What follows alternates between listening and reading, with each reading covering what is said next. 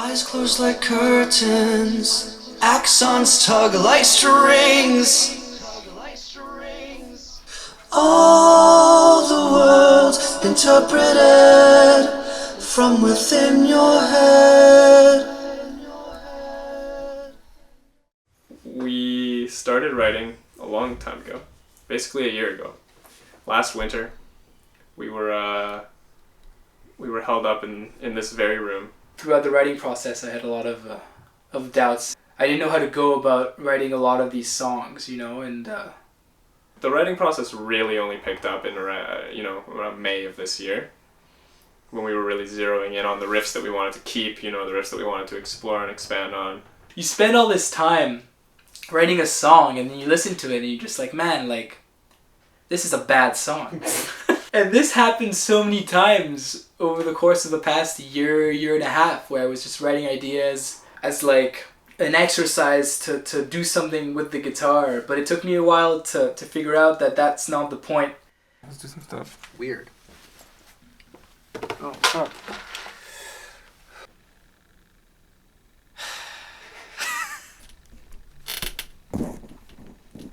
I've been told time and time again this week that you need to trust the process.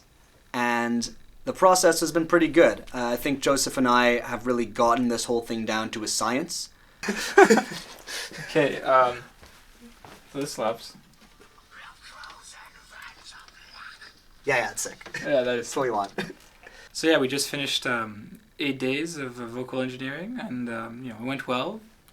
The songs are a lot less written than they used to be before we actually go to record them. As much as Michael had the basic ideas pretty down, a lot of the arrangement came together during the actual recording. We'll iterate on the song as we're recording it, and I think that's helped us create much stronger tunes. So it's every It's every Bach, yeah. Bach? B-A-L-K, but it kind of sounds like a chicken sound. What? B-A-L-K is like if you balk at something. I guess. Okay.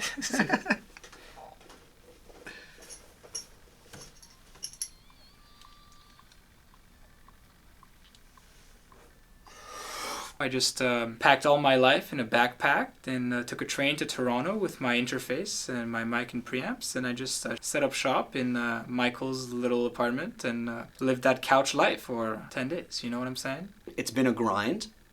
Joseph and I have been living together in a studio apartment in downtown Toronto, so it's been quite intimate.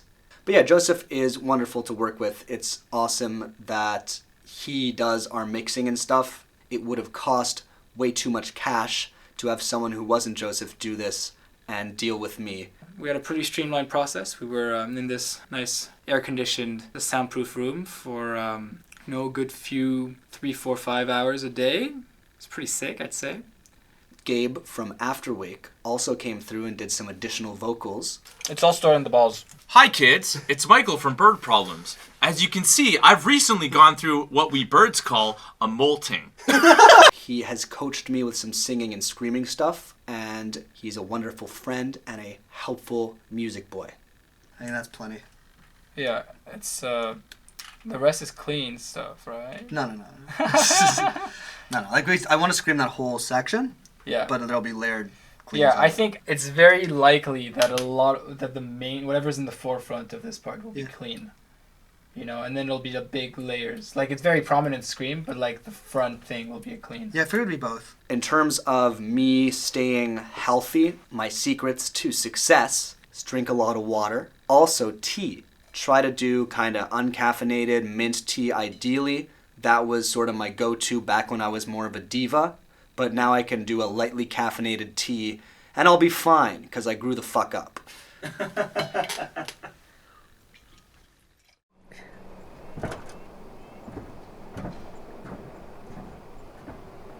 What's up, Tal?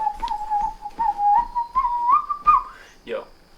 So Monday we left Montreal pretty early. Oh fuck. With our trusty driver Tal, who's a good guy. Are we good?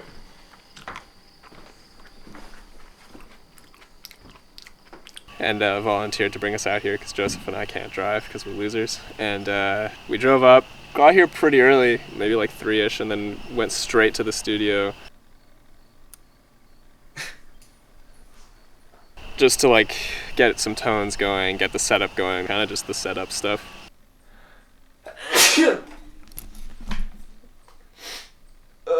Then we went back to our lavish Airbnb, and we hung out. How many types of trees are there? Give me like a nice, like, there are this many types of trees. 2. Then we woke up on Tuesday and went right to it, like studio 9 a.m., which turned into 9:30 a.m. because we're schmoes. It's too early to play drums.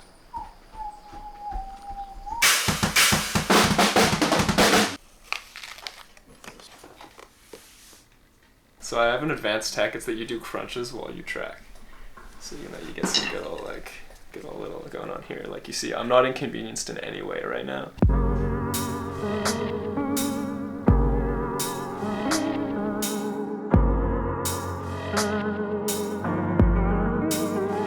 We're out here.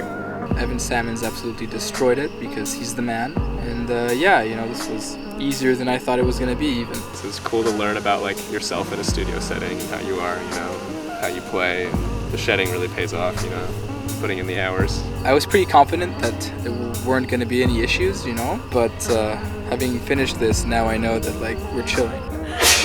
I'm Jank Neil. We just got done recording out here in Maine. It was a very smooth process. Joseph and I don't hate each other yet.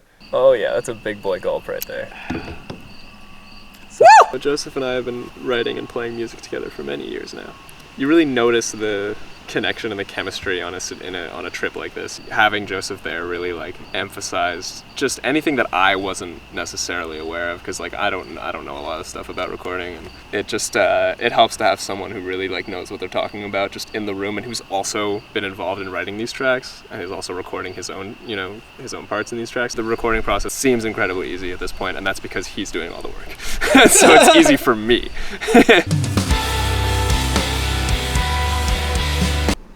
I saw something floosh in the water over there. I think it was a shark.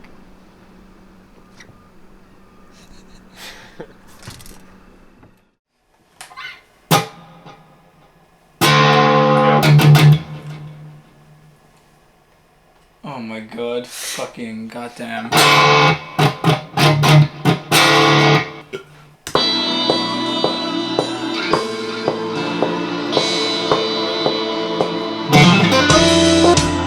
That was so sick. Nah, it was actually, bad. Nah. No, it's cool if you just got that. Nah. They weren't very distinct notes, but Nah. Yo, less is more, my guy. How can less be more? More is more. Goddamn fucking fuck. You got some great ideas though. Yeah, like I'm at take 36 right now. Like I definitely don't expect to have a written solo until at least take 1 to 100. Like you're just completely improvising now. Yes, but like I have a beginning, kind of. So you're trying to like write a solo right now. I thought you were just trying to improv until you get the sickest take. No, that's not how that works. Yeah, I got you. Okay. But yeah, you can do it. I can definitely do it. But 36. Those are rookie numbers.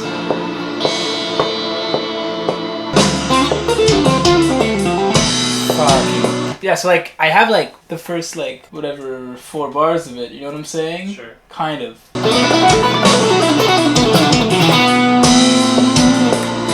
None of that. That's cool.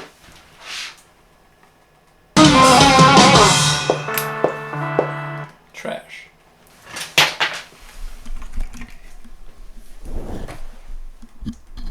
What are you doing? Getting a strawberry, bro. What do you want? Ah! No, I fucking died now, so. You're really bad at this game, bro. Yeah, I am. I'm way worse at drums. Open your eyes to the way that we see this piecemeal reality consisting of best guesses, pride, and faith. Like every song, I remember them in their like very original demo forms. Since last year, I think we might have written like 10 songs, and a lot of these songs were finished and scrapped because they were not good enough.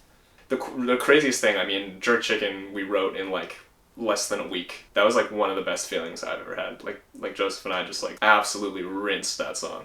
I think that was a turning point, at least for me, in the writing process, where like, oh, like we can really just when you're feeling it and when you're on and you're vibing with each other, like oof, the song writes itself, you know.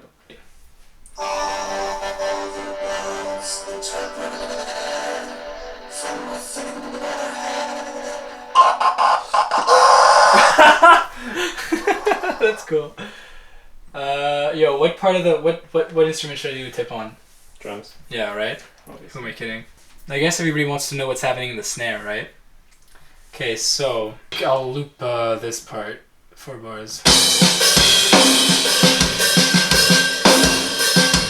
So here's what we got on the snare. If I solo it, so that's dry. I got a gate compressor. I got a little EQ move. Some bigger EQ moves. I got a little bit of JST clip because Evan told me it was cool, so you know if it's cool I have to do it because I want to be cool. And I got a lot of saturation, probably too much saturation, but you know, whatever, man. It also sounds a bit weird because my gate is opening all the time here. But you know, it's doing the thing. And then I got parallel compression, reverb 1, reverb 2.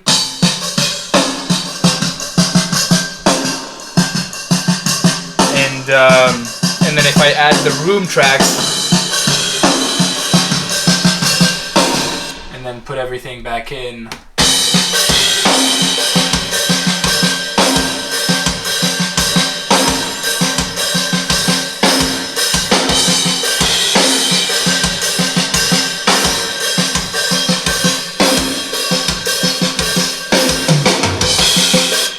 And you know.